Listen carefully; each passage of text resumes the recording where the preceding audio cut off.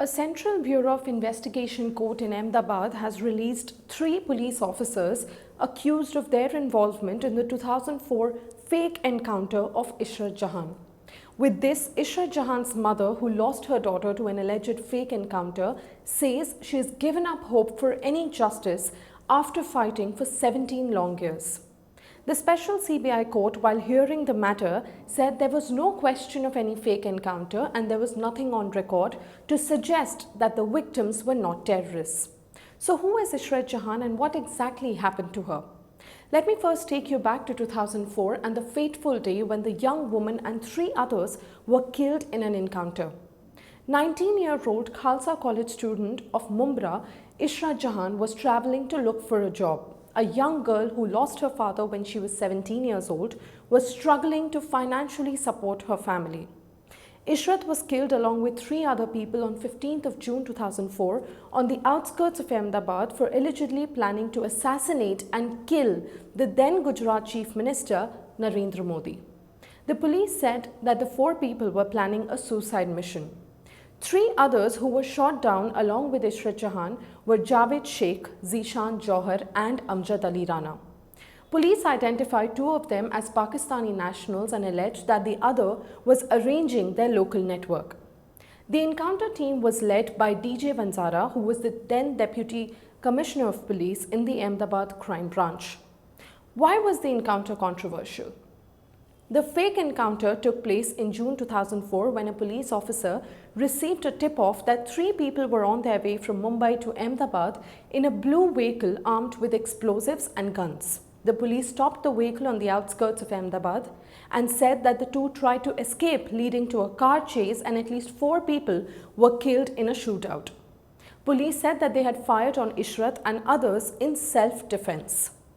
The four people were labelled as terrorists by the police. In 2009, Gujarat High Court appointed special investigation team found that the police encounter was fake, after which the CBI registered a case against various police officers. Probe agencies also accused the police of planting arms and evidence near the bodies of the four people who were gunned down. A report by the Metropolitan Magistrate had stated that several identity cards were forged by the police to show that the two men were Pakistanis. Initially, Ishrat Jahan was not identified by the police and went by female terrorist in the police record on the day the FIR was registered. Later, she was identified as a college student from Mumbra. In July 2004, a Pakistan-based news outlet published a report in which the terrorist organization Lashkar-e-Taiba claimed that Ishrat Jahan was a woman activist of Lashkar-e-Taiba. Police cited the report in this investigation, however, the claim was later withdrawn by the terrorist organization. The encounter sparked a massive controversy with human rights activists and the opposition calling it a targeted killing. The Supreme Court in 2010 ordered a CBI inquiry into the killings, after which several Gujarat police officers came under the scanner for their involvement. The CBI had arrested 6 police officers in connection with the Ishrat Jahan encounter case, and all 6 have now been discharged by the court in Ahmedabad. Amit Shah, the then Home Minister of Gujarat, was forced to resign in the aftermath of the case. He was later given a clean chit by the CBI in 2014, citing insufficient evidence against him. Years later, the CBI in March 2021 told the court that the state government said no to give sanction to prosecute the accused police officers. The court then said that the cops had acted in their official duties, and so the probe agency was required to give sanction for their prosecution.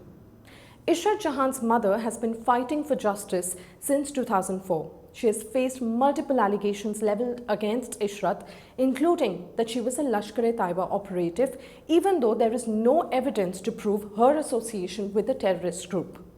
In a 4-page letter submitted in the special CBI court in 2019, Ishrat's mother had said that she is heartbroken and her spirit is shattered.